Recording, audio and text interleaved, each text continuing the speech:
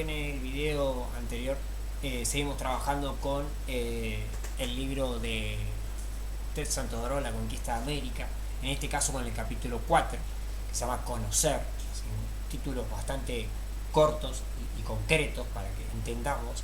De hecho, ese giro vinculado a lo lingüístico permite que Todorov no escriba títulos complejos para sus capítulos, sino algo bien concreto y podemos entender de qué va a trabajar. Cómo aparece el español en este mecanismo de buscar conocer, ¿sí?, al otro. En ese conocer lo que va a construir, él dice, son tipologías de las relaciones con el otro.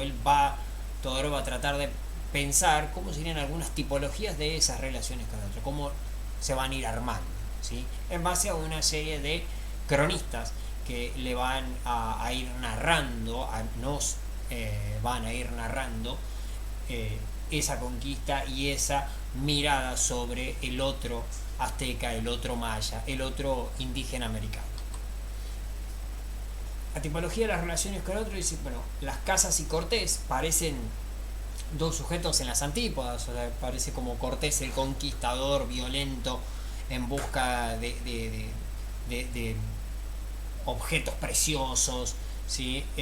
Y las Casas, el fray que busca la contribución del indígena, la protección, o sea, parecerían ser sujetos completamente expuestos a una oposición inevitable. Sin embargo, dice, bueno, comparten por lo menos 3 puntos. Uno, el juicio de valor. Entonces, ese juicio de valor va a aparecer en algún caso como que el otro es bueno, que es incluso bueno en términos casi infantiles, inocente, o juicio de valor en términos de que el otro es malo, es un salvaje, o que es inferior, o que es una bestia, un bárbaro, tendiente a querer matar, a destruir a todos, o sea, es un sanguinario.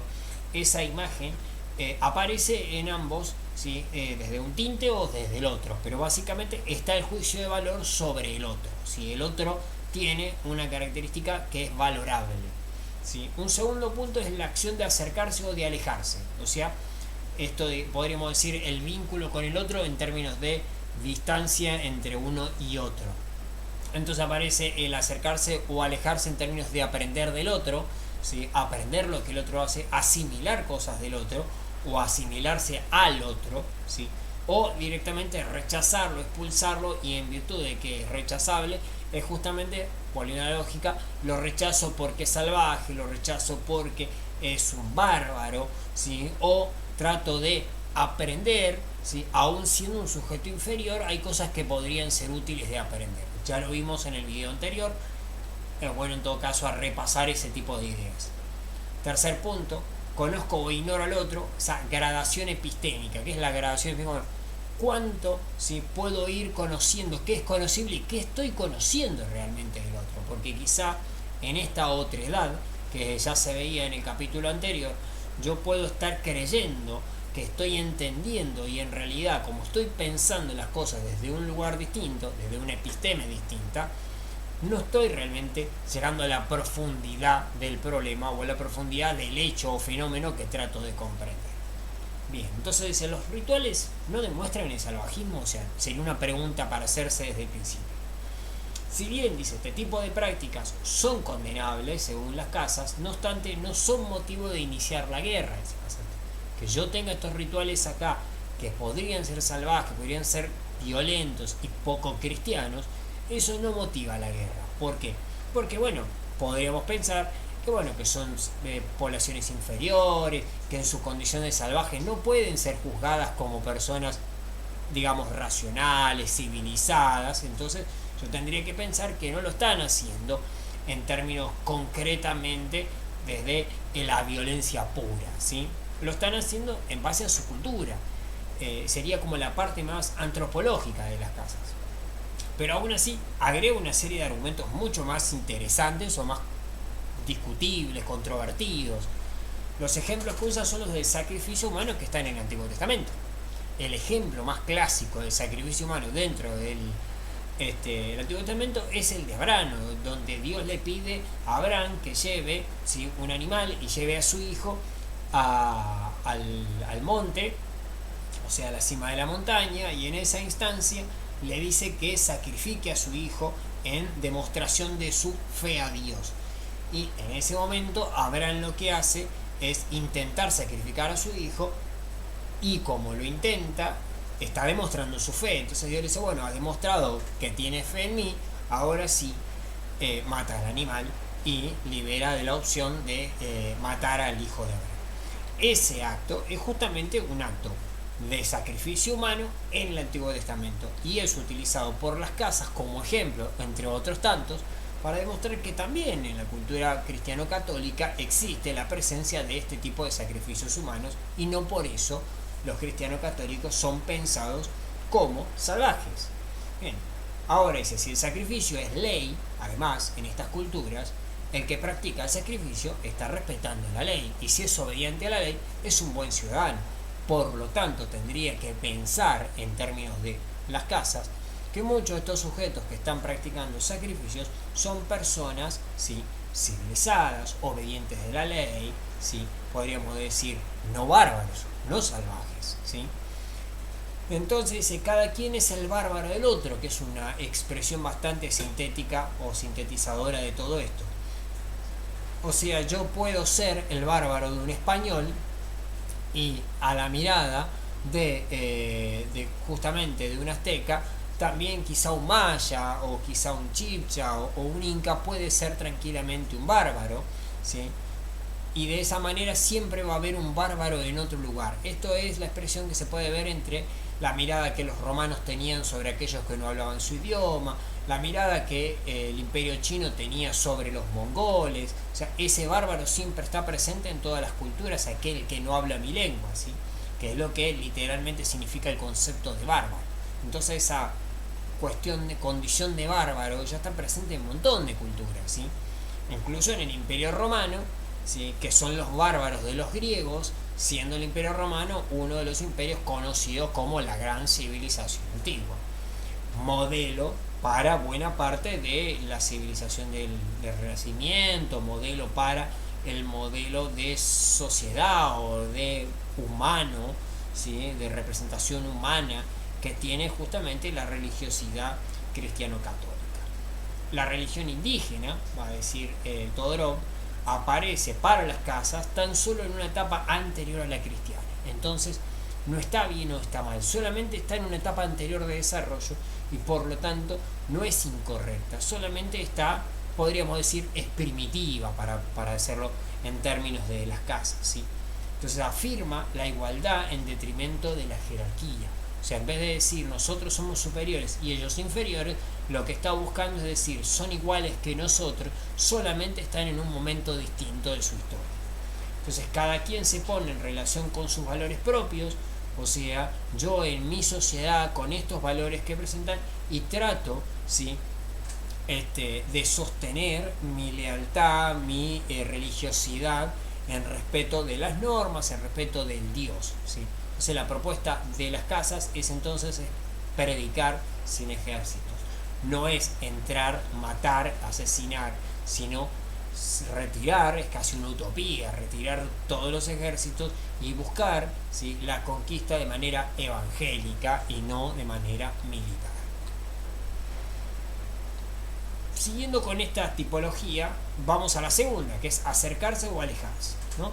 Entonces dice, bueno, hay un proceso de identificación o asimilación. En esta lógica, dice, no ven en los indígenas lo que son, sino lo que quieren que sean. Entonces hay un proceso de idealización. Entonces, muchos de los cronistas van a empezar a hablar de los indígenas como que son en realidad niños, y por lo tanto no tienen maldad, y las cosas que hacen las hacen sin mala intención, e incluso viven de manera mucho más natural, son menos egoístas. Los que construyen estos relatos, según justamente Todorov, son sujetos que pocas veces, ¿sí?, han tenido contacto directo con los indígenas, entonces llevan por los relatos que les llegan, como es el caso de las casas. Salvo el caso de Núñez Cabeza de Vaca, que es bastante particular. Ahí reconstruye las tres instancias en las que ha vivido y las situaciones que como conquistador podríamos decir que bastante infortunado, ¿sí?, por no decir que es un mal conquistador en términos militares, pero sí es interesante en cuanto a su condición de cronista y no tener una mirada belicosa, destructiva, ¿sí? Conquistadora, violenta, ¿no? Se va a decir, en las diferentes expediciones sostiene una intención constante de acercamiento, de conocer a los indígenas, de evangelizar evitando matar.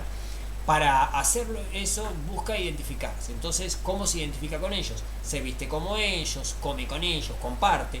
Pero en ese proceso de compartir, de tratar de verse como ellos, también busca una manera de separarse. ¿Por dónde está la separación?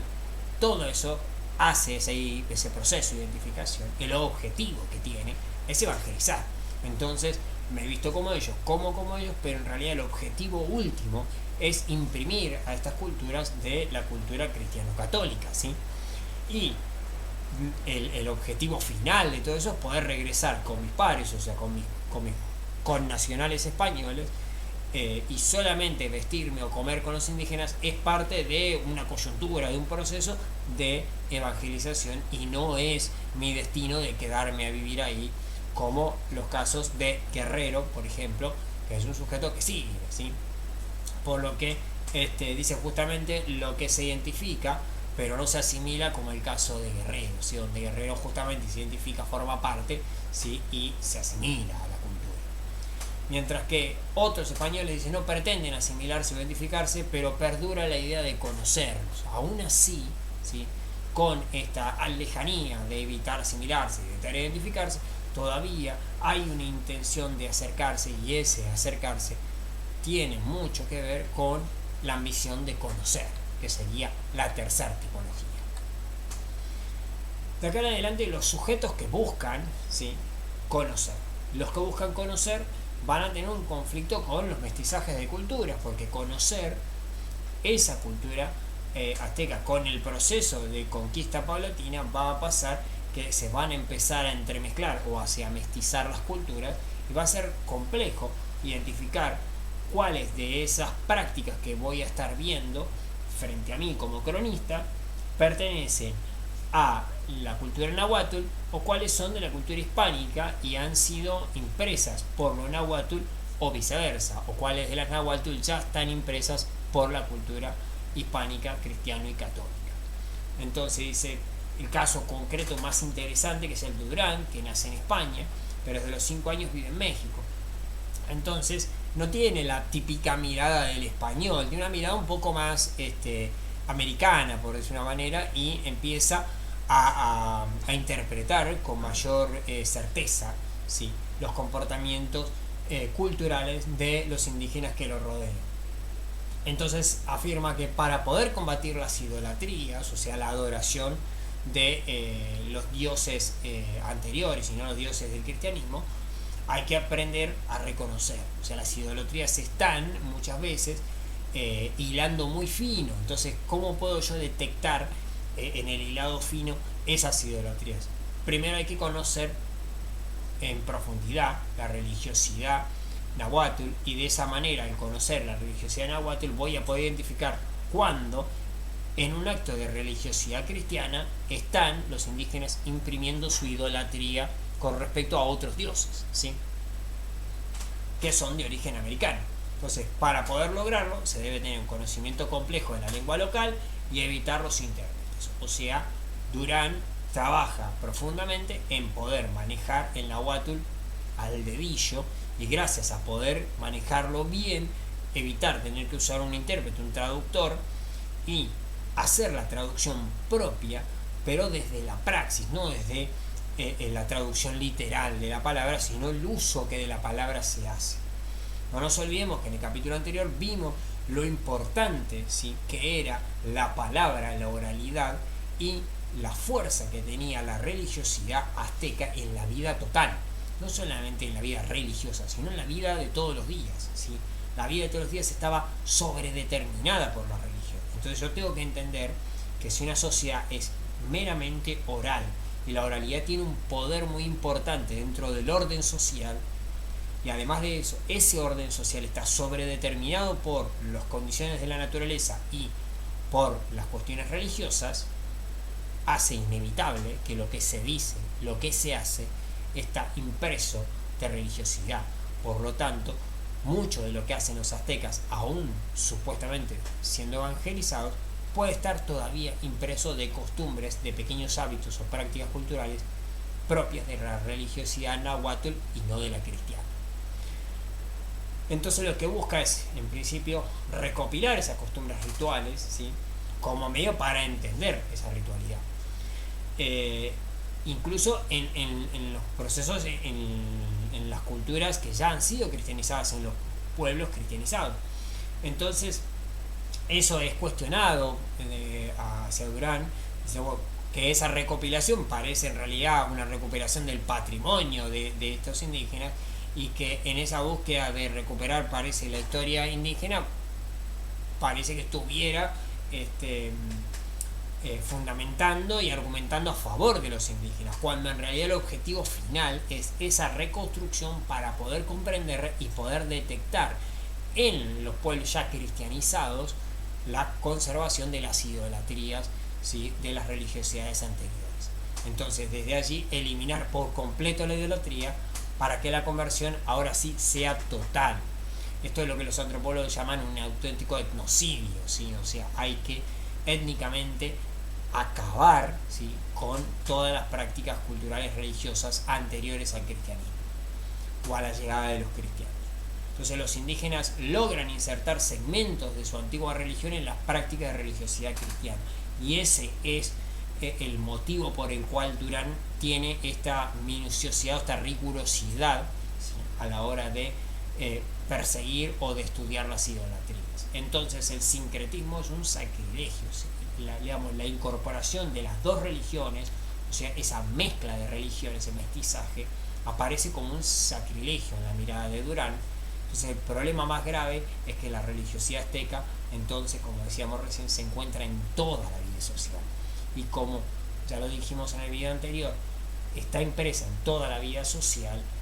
Todo lo que hacen, no solamente lo religioso, está impreso de lo religioso, aunque parezca raro. O sea, la religiosidad está impresa de religiosidad, obviamente, pero además de eso, cualquier otro comportamiento de la vida cotidiana está impresa de religiosidad. Por lo tanto, la vida social de los aztecas, más allá de que no esté en el templo, más allá de que no esté en un ritual, está interpretada o condicionada por el comportamiento de sus dioses y de sus tradiciones. Entonces, la propuesta es una rigurosidad religiosa extrema que no permita que nada se escape de ese análisis. Entonces, tomamos un ejemplo para que entendamos. Dice, bueno, se creía que la fiesta de Pascua era estrictamente cristiana en este momento. Entonces, bueno, se hace la fiesta de Pascua, todos entenderíamos que eso que se está haciendo es una fiesta cristiana, católica, súper importante. Lo que detecta Durán es que, por ejemplo, en la fiesta de Escastripoca, ¿sí?, cubren con flores el templo, que es muy parecida a la práctica del Jueves Santo, ¿sí? Entonces, si yo sigo con esa misma lógica, me voy a encontrar que las ofrendas que se hacen a Tlaloc, ¿sí?, son iguales a las del Viernes Santo. Entonces ya me encuentro con 2 días de la Semana Santa que tienen alguna práctica religiosa en el Nahuatl que tiene relevancia. El fuego nuevo que se enciende cada 52 años en las prácticas Nahuatl, ¿sí?, es muy similar a los cirios de Pascua. Y el sacrificio en honor de Chicomecoatl, ¿sí?, parecen las velas de Navidad. Es muy interesante porque la vela de Navidad está asociada a la natividad, al nacimiento de Cristo. Y justamente Chicomecoatl es la diosa del maíz, y el maíz es creador, ¿sí? El maíz es el origen del ser humano. Entonces no hay una separación tan ajena, tan extrema entre una religiosidad y la otra. Es muy claro este mestizaje de culturas que puede estar percibiendo Durán, ¿sí? Entonces el mestizaje se inserta en el modo de vivir y de los indígenas. O sea, Durán también tiene incorporado ese mestizaje y incluso no lo está percibiendo. Aunque también se encuentra en que su afán de comprender termina valorando la complejidad de la religiosidad azteca. Esto que decíamos en el proceso de tratar de comprender, de desentrañar cómo funciona esa religiosidad, le termina dando un volumen, ¿sí?, un valor que tiene a un cierto termina siendo un juicio de valor. Diciendo, esta es una sociedad súper compleja, no es una manga de bárbaros, salvajes, inferiores, sino que son una sociedad respetable. Entonces termina siendo ese intento de comprender la religiosidad que hace una pancarta, ¿sí?, pro azteca de esa complejidad social.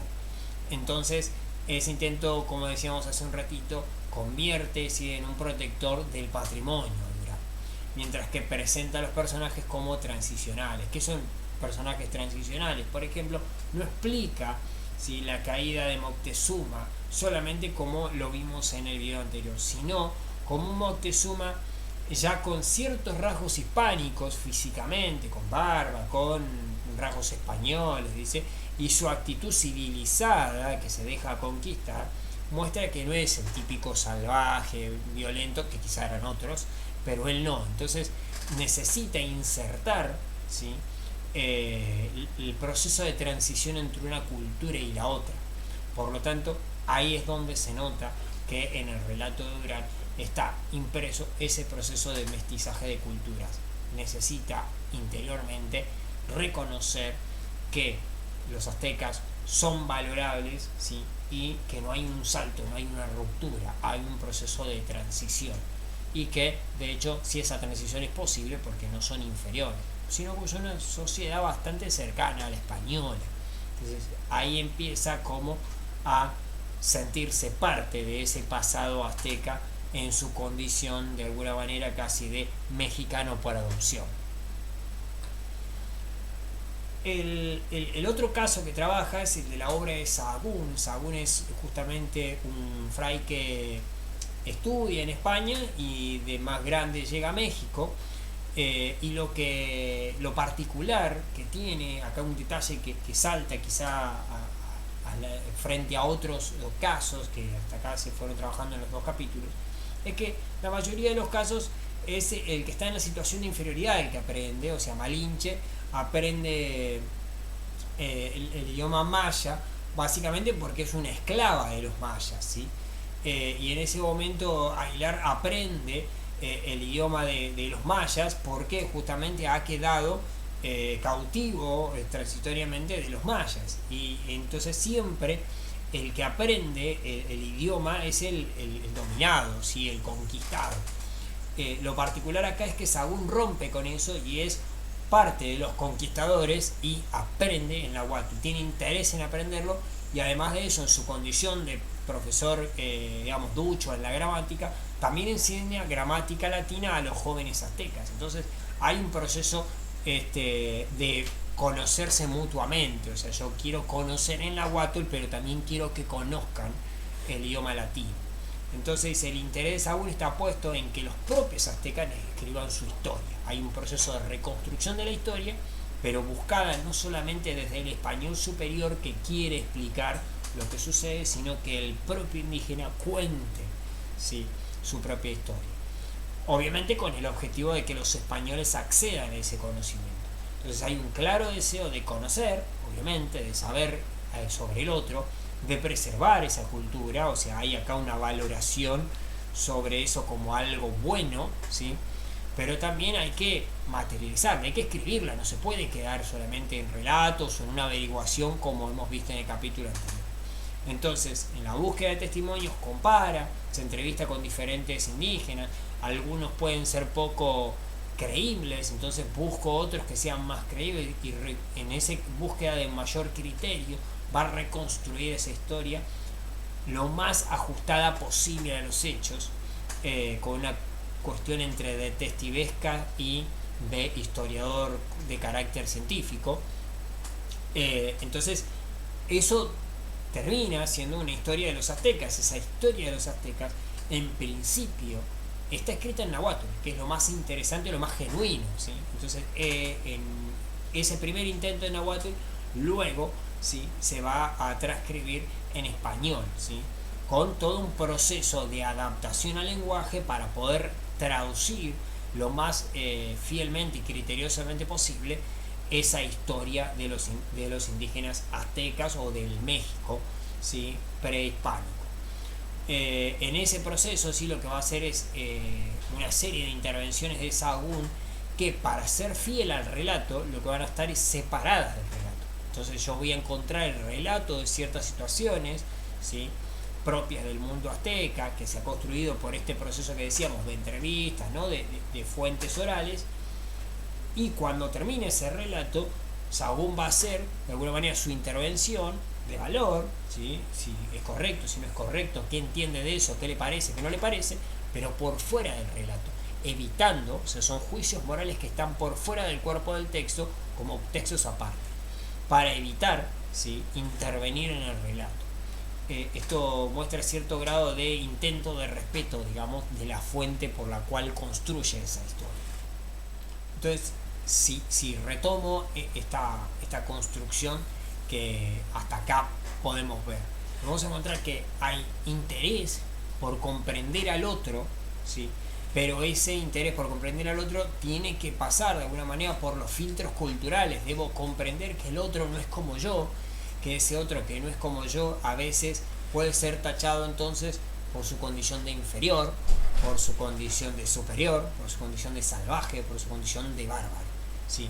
Esas construcciones de bárbaro o no tienen que ver también con cómo estos diferentes sujetos, como en las casas de Urano Sahagún, desde dónde se colocan para interpretar ese otro, ¿sí? Si se colocan desde la superioridad, casualmente, se colocan desde una actitud, podríamos decir, filantrópica, ¿sí?, en amor a la humanidad, entonces van a tratar en su curiosidad etnógrafa, antropológica, de recuperar, de proteger y de, quizá en esa imagen de inocencia que le transmiten los indígenas, o de pureza que le transmiten los indígenas, van a intentar de protegerlos del salvajismo y de la rapacidad de la conquista, ¿sí?, y de la avaricia justamente de los conquistadores.